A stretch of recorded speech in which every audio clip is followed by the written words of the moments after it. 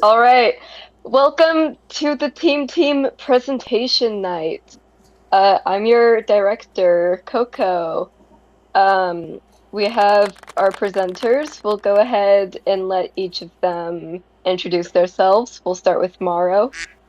I'm Mario, if you couldn't tell. I like Mario and Perry, and this is Perry the platypus with a Mario pad. Great. All right. Euphoria. Hello, I'm Euphoria, and I like kangaroos and Mako is the best thing in all of existence. Thank you very much. All right. And not presenting, we have our admin, Saku. What's up, y'all? My name is Saku. I like these nuts. I like skippity toilet, just so you know. I'm also going to introduce our muted people here. So we have Elle, who I like to call Adriana Grest. We have Lemmy, or Lemmy Nora, who is our beautiful community event leader person thingy, whatever the fuck, I don't know. And then we have our beautiful, stunning boss, Akito Lover 88. Thank you. Okay, so we're gonna go find Nope. There's Notepad. We Oh my god, Osu. Nothing there. So my presentation for the team presentation day night. It's 3:30, 3:50. This is three of my favoriteest things on my computer. Okay, so I use my computer a lot. I have a lot of apps on this computer. There's a lot of things to pick from, right? First of all, I'm going to give it to Wallpaper Engine. Wallpaper Engine, if you do not know, is what gives me all of my super pretty wallpapers. Gives me everything from a neon sunlight to Gandalf. And it's a very visually appealing process. It gives me the versatility of being able to be anything I want, pretty much. I can even make a periodic table of elements because science or something. I don't know. I just like to stick with the normal, neon sunset. Just keep it easy, but we love Wallpaper Engine. And then we also, not in any particular order, we have Play Night. Now, Play Night is this little orange controller. What Play Night does is it combines all of my launchers into one. So I have a bunch of games, let's say from Steam, Epic, Xbox, whatever. It combines them all. So here we have a Steam game. We have an Xbox game. We have Epic games. We have games that don't even have launchers. Like, certain games just don't have launchers. Or other games that are coming from other launchers entirely. Like the Minecraft launchers in here. And it combines them all into one in this neat little package, and it's very modular because it's an open source community-based program, which is the type of program that I love. And yeah, you can all sorts of different ones. There's even, libraries you can get from Amazon Games, emulators, Fanatical, Game Jolt. The opportunities are endless. There's even shows in like manga integrations, I believe, which is really cool actually. And then finally, I'm going to have to give the last slot. This one's a little more niche to what's called Power Toys. Now, Power Toys is this nifty little dude in my console down here. And what Power Toys does is it gives me all sorts of little quality of life improvements. So let's say I want to find a color. Let's say I'm on Spotify, or not Spotify, actually. I'm on Steam, Oh, Brawlhalla, I wonder what blue this is. I can open my color picker. That's the wrong button. What is it? Windows Shift C, and then I can get the exact color for what's on my screen. I use this all the time when I'm designing things. Very useful.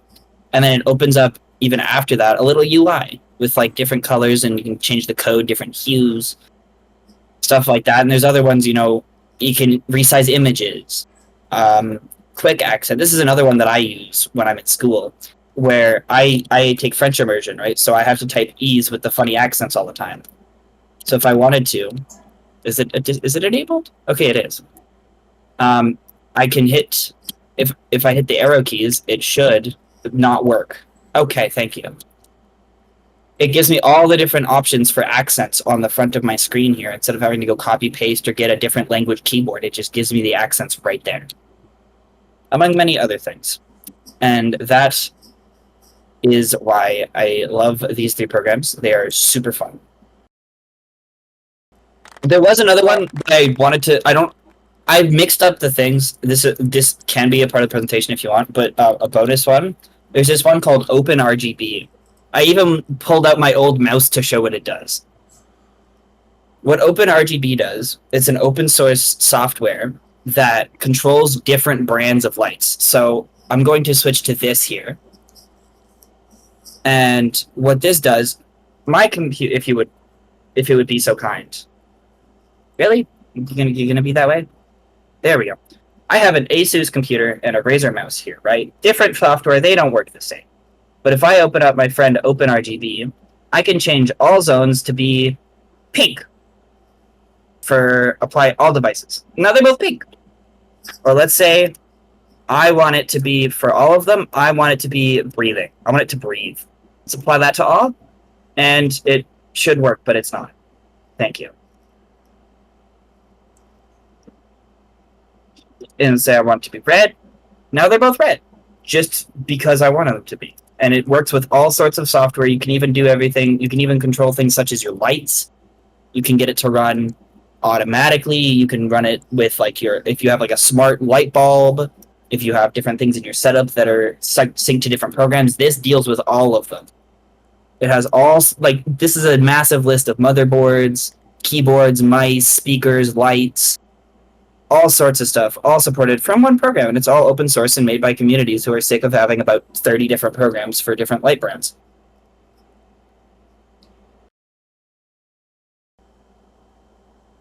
Okay, so welcome Team to this very short educational presentation. I'm sure you're wondering what it's about. No, I didn't spoil it in spam. I don't know what you mean. But before we get into it, disclaimer, what you're about to see is not real, cannot hurt you. Please do not be disturbed by what is about to occur. Prepare yourself for Mako. Many of you have now learned of my kangaroo obsession. However, if you were to ask me a week ago any facts or general knowledge about kangaroos, I would be as clueless as you are. Thanks to Team, I finally did some very important research to gather a few facts for you all. Chibi Mako height comparison. Kangaroos can grow up to 8 foot and can weigh between 40 to 200 pounds. The biggest kangaroo to be recorded was about 2.1 meters tall and weighed 91 kilograms. And as you can see, the beautiful comparison. Mako. Beautiful. Kangaroos. Kangaroos can and will hurt you. Do not approach, unless you want to talk about Mako. It's a known fact that kangaroos love Mako. Kangaroos. Kangaroos are very aggressive creatures and could easily win a gold medal in kickboxing. Male kangaroos fight as a way to procure a female and to warn others to stay away. They are also known to drown people who get too close, taunting them into the water and then trapping them. I definitely wouldn't want to go to a pool party with one. These animals are very picky with what they eat. Their main diet consists of large amounts of crystals. If they notice you have any, they will taunt you until you give them your whole supply. You can forget about saving for your favourite event. Mako. In conclusion, kangaroos and Mako are amazing, and if you want to actually learn more about them, please do your own research instead of listening to Mako obsessed me. Thank you very much for listening. That's amazing. I love that. Okay, next up, Remy, as I said at the beginning, not able to be here, but Saku sent me the screenshots of their slides, and so I will be presenting for them, having never seen their presentation myself. Woohoo! Alright. The Circle K app is a big fat bully by Remy Sayafan. What is a Circle K? It's a gas station originally based in the USA. What is the Circle K app? It's a mobile app. It has deals and locations and stuff. It has a scratch card game, main focus of this presentation. What is the reward pool in Estonia? It says orange is 3 pounds off gas, blue is 50% off energy drink, green is anything else, brown is 50% off water, and blue is 50% off window cleaner. What is my problem? I haven't won in around 2 weeks. Whenever I do win, it's either 50% less energy drink, which I can't legally get since I'm under 16, or $3 pounds less of gasoline. I don't have a car. My friends relate. Possible reasons. Reward pool has been exhausted, and all the bad rewards are the only ones left. Likely. I'm really unlikely. Likely. Circle K is a bully. True. Why am I this mad? Circle K prices are outrageous. $3.30 is way too much for a mid-iced coffee. I want free stuff. Circle K is bullying me and all my friends. Sucky Tenma over Stinky K. Thank you for listening. Okay, hello. Um, so this, so 2 years ago, in my sophomore year of high school, my English teacher had us study Dante's Inferno, and she made us choose a fandom and make our own Dante's Inferno for that fandom. And so this was originally a school project. All right. Wait, did I skip a slide already? Oh, I don't know how to. Okay. Okay, wait, no, I didn't skip a slide. Okay. So my teacher gave us a list of sins and asked us to order them however we would like. Um, and so these are the sins in the order that I chose. So first circle curiosity, then laziness, negligence, ingratitude, pridefulness, pettiness, disobedience, which has 3 rounds because we were required to give at least one of the circles like multiple rounds.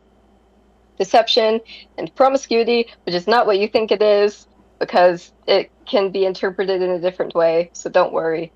It's go by TT rules. Okay.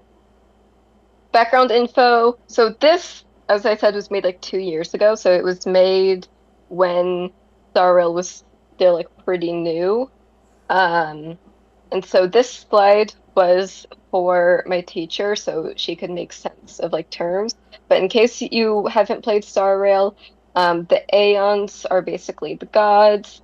They go by like the name of the god, and they're also associated with like a path. And then the Stellaron hunters are like the bad guys of the game. They steal these things called Stellarons. And yeah, okay. Okay. The main characters. So Ardante would be the Trailblazer. The reasoning is because they're the main protagonist, and Dante's obviously the main protagonist of Dante's Inferno. The Virgil, my friend convinced me to make it Don Hung because Don Hung is one of the people that like one of what's the name? I can't think. The Astral Express people, yeah. And so therefore they help the Trailblazer, um, like Virgil does.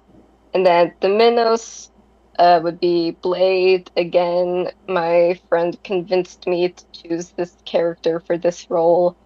I forgot my reasoning, so I'm just going to read it. Blade is an old friend of Don Hung, but now chases him down, wanting to punish him for some sin that is currently unknown. Minos making sure all sinners get punished accordingly. Oh yeah, he would make agreements, blah blah blah. Okay, And then our Satan is Elios, because Elios is the leader of the Stellaron Hunters, and the Stellaron Hunters are the bad people. Woo. All right. Here are pictures, and we don't know what Elios looks like. All right. Circle 1, Curiosity. We have Herda, who is the owner of Herda Space Station. Herda herself does a lot of research. She even has an artificial world that she made called the Simulated Universe, not Metaverse, that she uses to carry out research on aeons. And also, the guardians for each circle were not required, but I did choose some guardians for each circle, because some of the circles in the book have guardians. So for this one, it would be the erudition, since um, he's like all about knowledge and whatnot. And then the contrapasso, which is like the ironic punishment, is that the sinners will be in the dark void with no light and are unable to speak. They cannot share knowledge with each other and bump into one another as they've bumped into unwanted feelings from their curiosity. The curious feel a presence that they are constantly looking for. The feeling of a presence is Noah's, the guardian of the circle. All right, and here are the pictures. Woohoo. All right. Circle 2, laziness. I think her name is pronounced Queen. I'm just not going to pronounce her name. But she works for the Divination Commission, and she is slacks off a lot. And then the guardian for the circle is Yaoshi, who's over the abundance, since people in the circle think that they have an abundance of time, so they're lazy and don't get things done. And so the contrapasso is that the sinners of this circle are always forced to be working. They sit at their desks, formed in a circle with a central tower where Yoshi watches over. The sinners can't see Yoshi in the tower, but she can see them, forming a panopticon system. If Yoshi catches someone slacking, they will be electrocuted until they continue their work. All right, and then we have our pictures. Circle 3, negligent. So we have Savarog, who is a robot who only cares about facts and his calculations. Because of this, he neglects to take human emotions into consideration, despite trying to protect humans. The Contrapasso, unlike how they are, unlike how they often forget and were negligent, they will never be forgotten, and there will always be someone alive to remember them. On top of that, their punishment is being given all the knowledge they could ever have, giving them a constant headache. I don't know what I was thinking when I made this one, okay, but okay. Here's the Varog. There we go. All right. Ingratitude, we have Branya, and as she was unaware of how bad people who live in the underground have things, was ungrateful for her life on the surface. We have the Guardian, IX, the Nihility.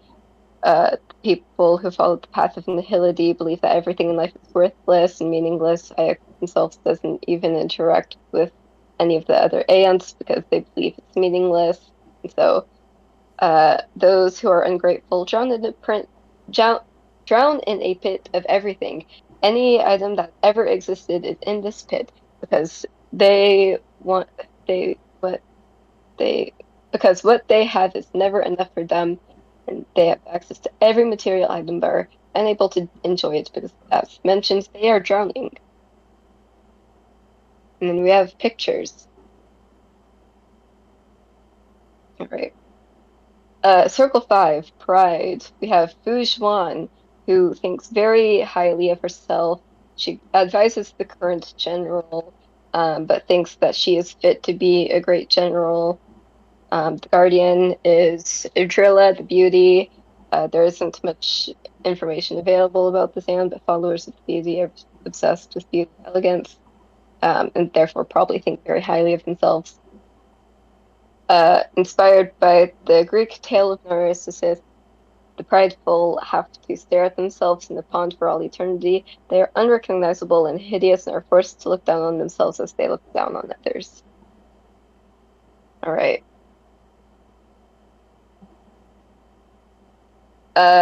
Jing Yuan. Jing Yuan is the general of the Jianzhou Luofu, and although calm and cool-headed, he can be petty.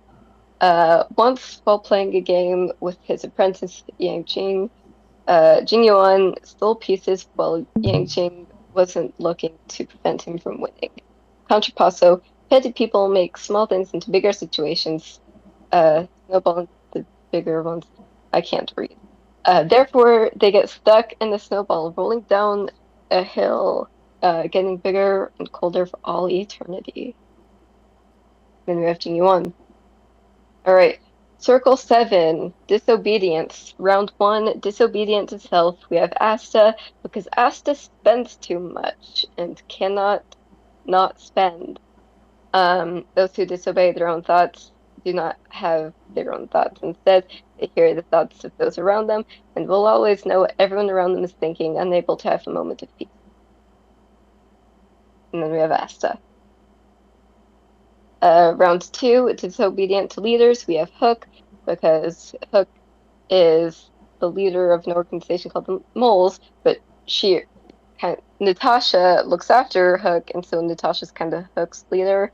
So she like almost never listens to Natasha and calls her an old witch. Hook does what she wants, when she wants, however she wants. Those who disobey reasonable leaders are attached to marionette strings at their limbs and are forced to be puppets. The more they disobey, the more strings are attached and the tighter they are. All right. And here we have Hook and Natasha. Last round of disobedience, we have disobedient to law.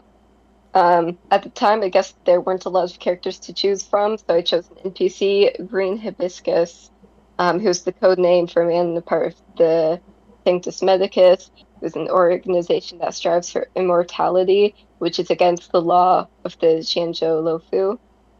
So the guardian for this one is the Hunt, whose sworn enemy is Yaoshi, the Abundance, which the Abundance is who Sanctus Medicus kind of praises. Those who praise. He is very dedicated to his goal and will do whatever it takes to accomplish them. Contrapasso, the sinners here are held by the airtight chains and bound together as they were bound to the law. The chains choke them and restrain them so that they can't move freely. Pictures. We're almost done. Second last circle. We have Deception, Bucolia, who is the ex-supreme guardian of Belobog. She was under the control of the Stellaron that she caved into and deceived her nation into making bad decisions for the sake of giving her more power. Guardian is Tezeroth, the propagation. Propagation is defined as the spreading of an ideology. Those who deceive are often spread their lies and ideology to others in order to deceive as many as possible. Those who deceive often cause confusion to others, and so they are now in a constant state of confusion, going through an endless thorny maze, confused on which path to take and where to go. We have Kukolia and Tezeroth. All right. Promiscuity, which my teacher said could also be defined as like not wanting to choose. So that's the interpretation I went with. So Elios, who's our Satan, he can see different futures that lie ahead. He is indiscriminate of the actions needed to achieve his desired future. He is the head of the Stellaron hunters who steal dangerous Stellaron for unknown reasons, and is the main villain of the game. The Guardian is Aha, the Latian. Aha is constantly happy, and who can be is a constantly happy Aeon who can be unpredictable. In the trailer, Aha is presented as the elation and in parentheses hedonism. Hedonism, according to Merriam-Webster, because my teacher loved Merriam-Webster, is the doctrine that pleasure or happiness is the sole or chief good in life. And given that promiscuity can be described as being indiscriminate, someone who's hedonic may do anything just to feel happy, not caring about the consequences. All right. Continued, we have the contrapasso, which is given the connotation of promiscuity, and the well-known question, would you still love me if I was a worm? The Yeah. sinners of the I'm the sorry. sinners of the ninth circle are turned into worms, but their human conscience remains intact. The sinners do nothing but eat dirt and dig. Worms also reproduce asexually and have no gender, therefore they can't form relationships based on those two factors. Aha, the circle's guardian, is free to do whatever it wants to the worms. It also is worth mentioning that the reason I thought of this punishment is because Aha once transferred all of its power into a worm to see if it would become an Aeon. It did not, so Aha took all its power back, which killed the worm, and so Aha would absolutely turn sinners into worms. And then pictures. We still don't know what Ilios looks like, but here's a worm. And then last slide, masculization. I'm gonna let you read that. Okay, guys, this is Thank probably you the for end of the watching the video. team. But yeah, let me just say one thing before we end this. Karma's a bitch. I should have No, known better. If I I'm had a cutting this wish, out. I would have never I'm asked cutting her this out out. when I